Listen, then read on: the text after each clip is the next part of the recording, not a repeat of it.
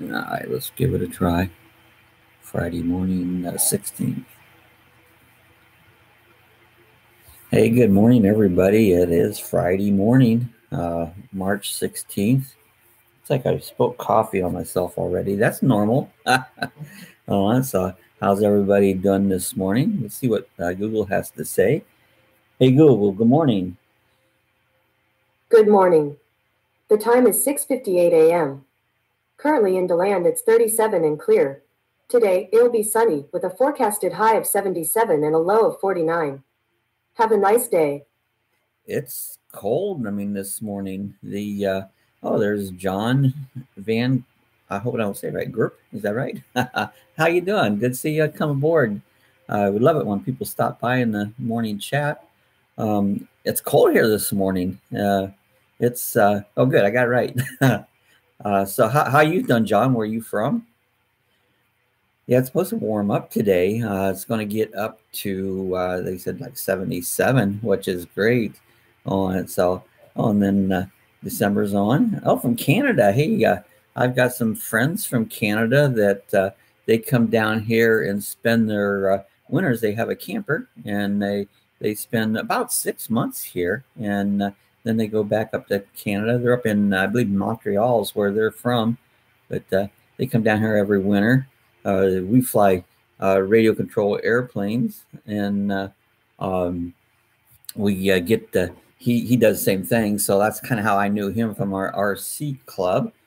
Hey, December, did you get your paper route done this morning? I know you get up early and do your paper route on it. That gets you out of the bed early. Since the time change, I've been coming on a little later than I used to come in so early, you know. Oh, so you be heading to Florida in our so you have a 190. Cool. We have a 2001 190 versatile. So you're coming down next winter. Oh, good. You got your paper route done for the day. Yeah. So I've been kind of checking out. We having some trouble with our chats. I think I got that fixed now on it. Just wanted to tell everybody we having a little giveaway. What you need to do is if you're not a member, be it subscribe, just hit the subscribe button and leave a comment in the comment section, and we'll like what you would like to talk about, and we'll enter your giveaway. We're going to kind of keep that going till April and do that probably some sort of a coffee related thing. So okay, we have a versatile. We have a 190 versatile. We wish we would have bought the popular. The reason the versatile, the bed, I talked a little bit about this yesterday on the popper. 45,000 miles. That's good miles. Ours has like 160 on it now. But the bed on the versatile, you have to sleep crossways, and if you need to get up in the middle of the night, it's hard to. You have to either crawl over each other or someone has to get up to let someone out, and where the poplar, you can make the beds up front to back, and there's a little aisle in the middle, and you can get up. So we kind of wish we would have had a poplar. The only other thing that we don't like about the poplar is the way the seating arrangement in the front. Now that's varies for everybody, how you're going to be using it. But ours has the 4 seats, and the driver's seat, passenger seat will turn around, and you kind of use those like a recliner. And so we like that. Where the poplar only has, most of them has just the 1 seat, and that's why you kept. Yeah, see, that's something we didn't think of. You were smart, John, to think about that. That was something we didn't even realize till after we got it and started saying it. Like, well, this is not very, very convenient. Yeah. So tell them about how we just found it. We stumbled on it. That's actually, when we was looking for a camper, we wasn't exactly. Your wife was smart. Sometimes our wives are very smart. They keep us in check, But yeah, we wasn't exactly looking for a Roadtrek when we were out looking. We was just looking for a camper, and we thought maybe a Class C or even a Class A. We just was thinking about getting a camper. We stumbled across the Roadtrek, and it's like, I was kind of against it at first. I told Sue, I go, nah, this thing's too small. No, um, we don't want a Roadtrek, and I got looking this thing over, and it's like, my gosh, this thing has everything that you would want. I mean, it had everything that a large Class A camper would have, and it would be easier to drive, get around. You can get in small, you can go into any parking spot, um, and good on gas mileage. And so the more I look at it, this thing started making sense to me, and so that's why we got the Roadtrek. We're glad we did, but you know how anything you do later on, you think, well, I wish I would have done this and this instead, and so we wish we would have gotten the Poplar instead of the Versatile. But again, we like it. I've done a lot of um, upgrades to it. I've added 200 watts of solar to it. I've added we did that just about a month ago. What's that called? King Jack antenna, TV antenna. And I really like that King Jack. Yeah. It really pulls in the station a lot. Sue loves it because we use our camper a lot. Like now, tomorrow morning we'll go out. I belong to a radio control airplane club, and we like to take it out to the field there. And while I'm flying, Sue can hang out. She has TV. Summertime, she can kick on the generator, have air conditioning, and it's like her little getaway. And so she really enjoys that a lot. So we use ours every week. We exercise the generator every week, and that. So it really came in useful. We use it quite a bit there on it. Well, I got to get a joke in. So, hey, Google, tell me a joke. Scientists recently discovered a new dinosaur that was very intelligent. It is called a Thesaurus. Oh, yeah, Thesaurus. So John says he has 2 kids, both on their own now. That's a good way for them to be on their own. We have a little doggy. We look forward to adventures with the pup. Going to drive a couple of months, and so next winter, I was going to talk about traveling with in your RV with dogs. In fact, that was one of the subjects I had down here, and we have a Sheltie, and we have a little tiny poodle.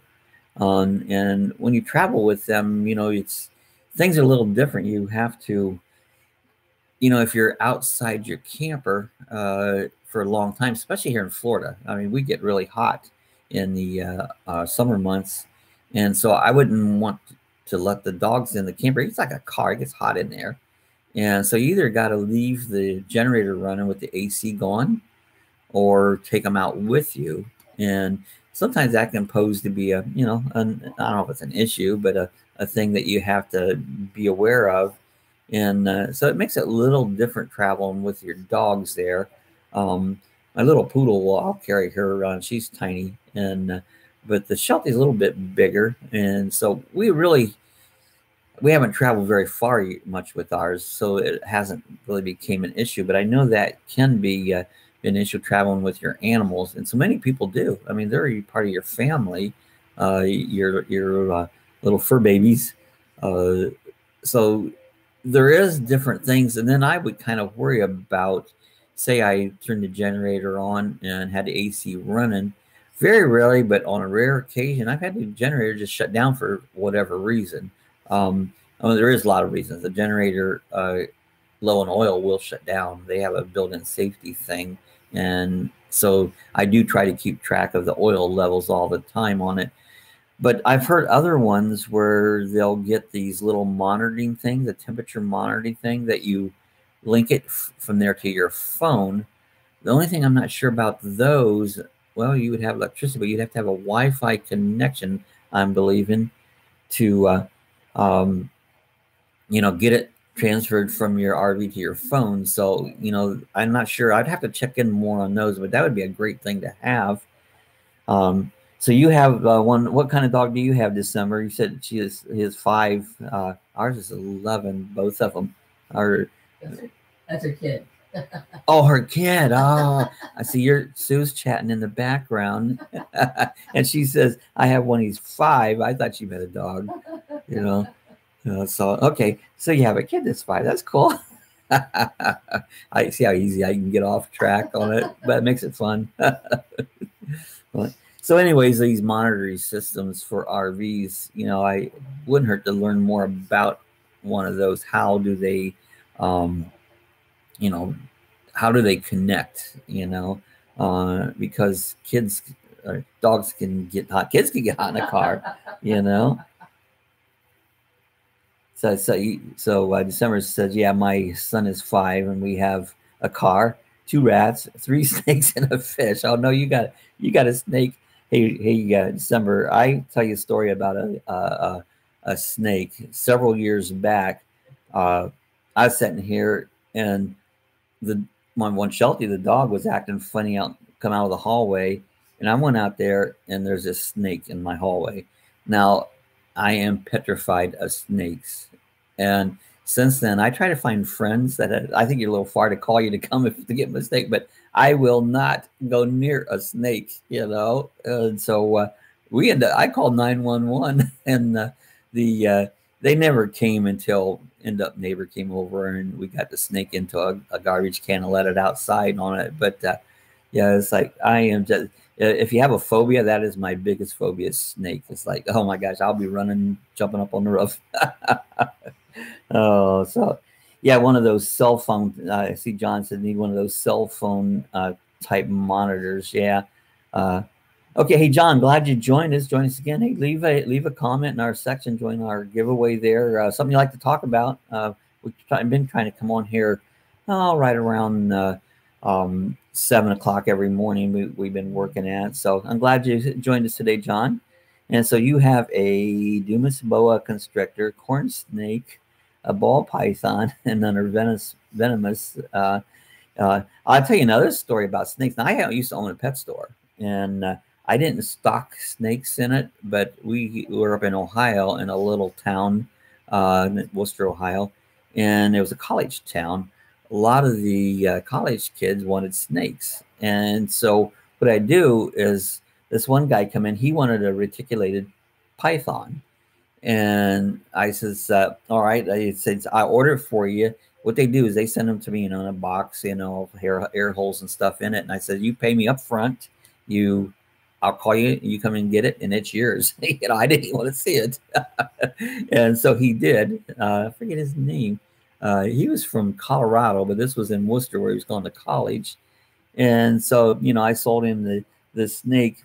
Wasn't but less than a month later, he come in one day with a snake around his head wrapped up, and he knew I was petrified of snakes.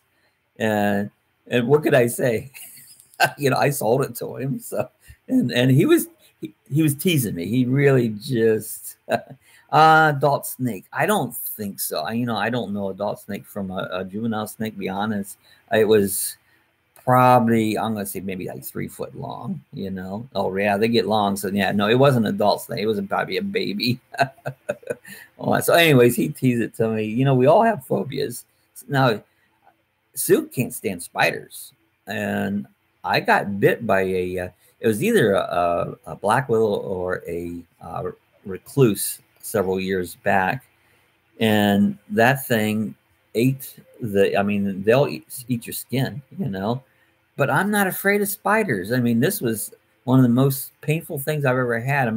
It took my knee, and I can it made ate a place on my knee like huge. But I'm not afraid of spiders, It's like, I'll kill them. I don't let them run around.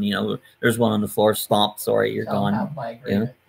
What's that? Tell them about my agreement. Well, I won't be able to say it. Yeah, go ahead. I have an agreement with snakes. As long as they don't come in the house where I can see them, they can live behind the walls. No, I don't want them in the walls. Well, they're there. If they come out behind the walls and I can see them, they're going to die. That's my agreement with snakes. Well, the December says my ball python is 2 foot, the corn is 5, and the boa is about 5 or 6. But those are big snakes. Well, I tell you what, December, I'm glad you enjoyed it. Because I come to your house, I go, where's the snakes at? I was like, I'm staying out of that room. Oh well, but like I said, everybody has their little phobias. That's mine, Sue has the spiders, phobias, and that. So it's all good, And you said, I think you said you had fish. I had a fish tank here. I said I used to have a pet store. I used to have 100 aquariums at one time.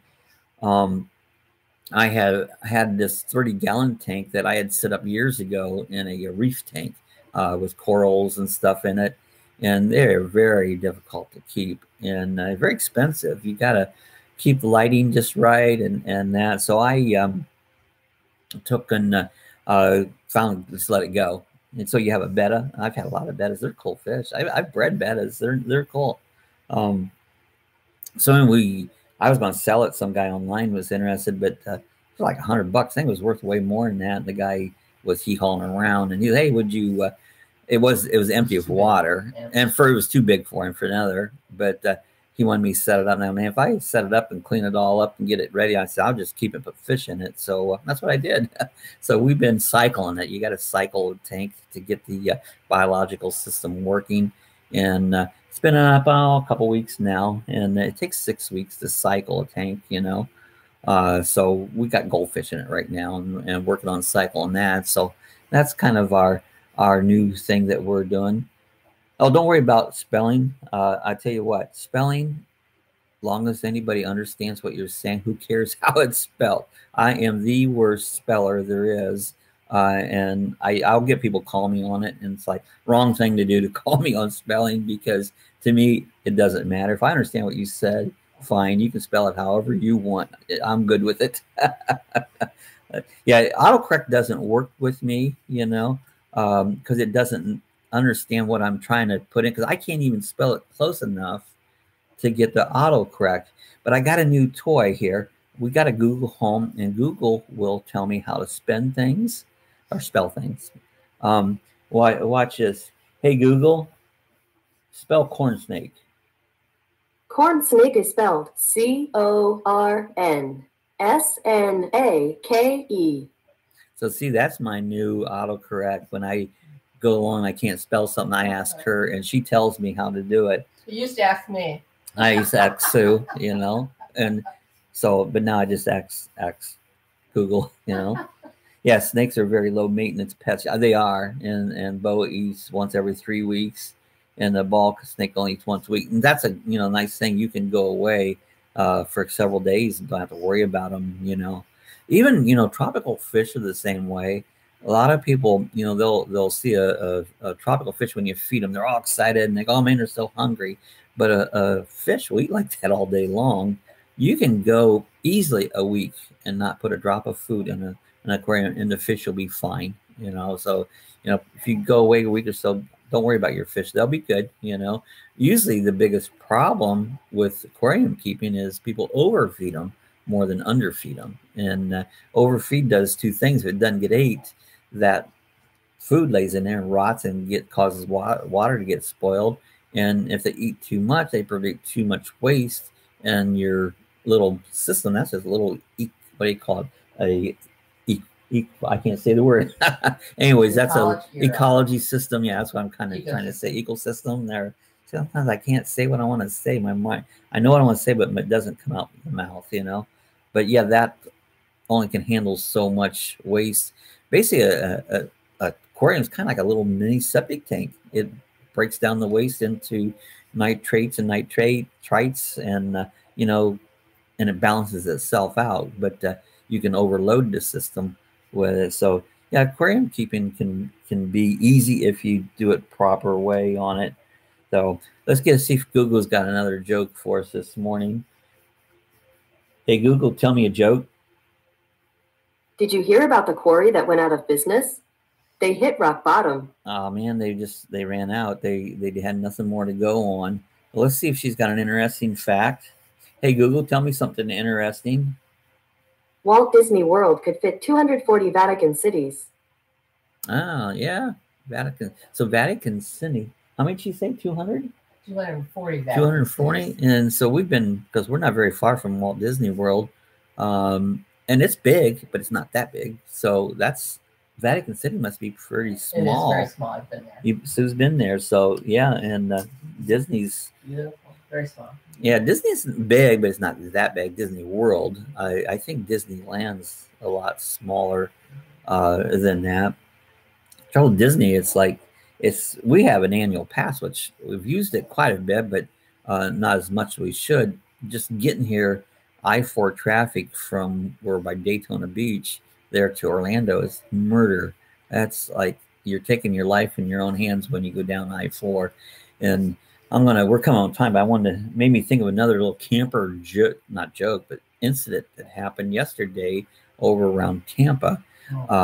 This camper, and from what I read the story, a car cut this guy off pulling this camper over top of a bridge, and this camper went over the guardrails, like a cement guardrail, and it was hanging. 3/4 of the camper was hanging off the side of that bridge, and it was still attached to the truck. Luckily, the whole outfit didn't go. I mean, it was way down, and so there it hung, and they got it over. Eventually, what they did is took a big wrecker and pulled it back over the guardrail. But that was something. So, do you know the blue whale weighs as much as 6 brontosauruses, and the tongue alone is about as much as an elephant? Really? Wow, that's interesting. And you think how big they are. Once in a while in the wintertime, we'll see the right whale up along the coast here. You'll see them out in the ocean. In fact, I've only seen them once, but I know they're there all the time. They migrate when they migrate in the spring. In fact, probably about this time of year, you might possibly see a white right whale going north on. Yeah, I love cool facts. Let's see if Google. Hey Google, tell me a fun fact. According to Wikipedia, the largest Japanese community outside of Japan is in Brazil. So in Brazil, that was fun. The largest Japanese community is in Brazil. Oh, the largest China. It's in Brazil. Yeah. Okay, well that's pretty cool. All right, we're going to go ahead and get out of here. I'm glad everybody showed up this morning. I love it when we get people come by on the morning chat. That's what it's all about. Just like have your morning coffee, sit around, talk about anything. Doesn't matter what it is. It can be snakes or RVs. So it was really fun. I'm glad December. I'm glad you stopped by again. See you. What was it, John? John Bender. Yeah, I'm glad John stopped by again on it. Anybody else that's on? Yeah. So again, if anybody online, if you're here or watching it later, we're running a little contest there. It's a giveaway. Just be a subscriber. If you're not subscribed, hit the subscribe button and leave a little comment in the comment section what you'd like to talk about on the coffee chat. And you don't have to be here when it's live to talk of it. This will be online afterwards, and you can post things and chat later on. So this is Friday. This is the end of the weekday. So hope everybody has a good. St. Patrick's Day will be tomorrow, so we'll be on tomorrow in the morning. Might be a little earlier tomorrow morning because we usually go out to the field there, so we might be coming on a little early tomorrow. So everybody have a good Friday, and we'll see you guys again tomorrow. Bye bye.